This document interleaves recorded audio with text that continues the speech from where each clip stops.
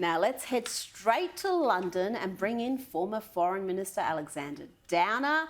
Let's start with the sad news of Parky's passing. Sir Michael Parkinson has died at the age of 88, and you knew him. Yes, I met him from time to time. He was a very gentlemanly man, a delightful person.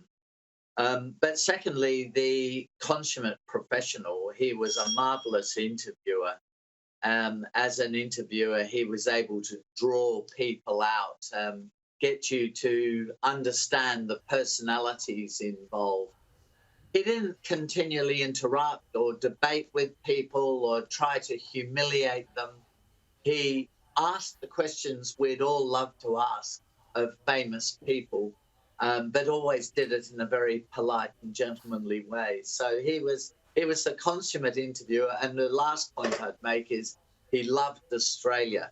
I think he owned an apartment in Sydney for some time, but he was very fond of Australia.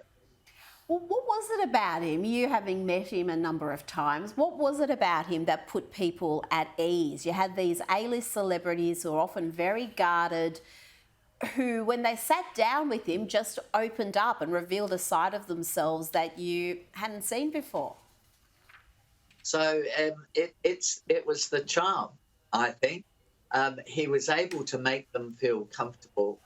I mean, some interviewers, when they conduct their interviews, take on the subject of the interview. So they have a huge argument with them, and they reckon that's fantastic.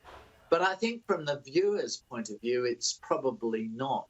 And what Michael Parkinson did was make the subject feel comfortable and conversational.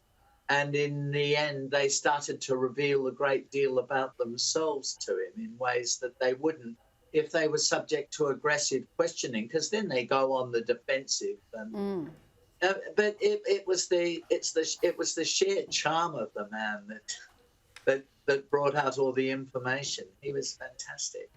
It must have been that charm, because you see a lot of softball interviews where they really don't draw the person out. They don't get much new out of them, but he always seemed to get something special. There was that combative interview he did. We played a bit of it earlier with Meg Ryan. I think he said he regretted that, where for some reason she rubbed him up the wrong way, and he was not happy with how she was answering his questions.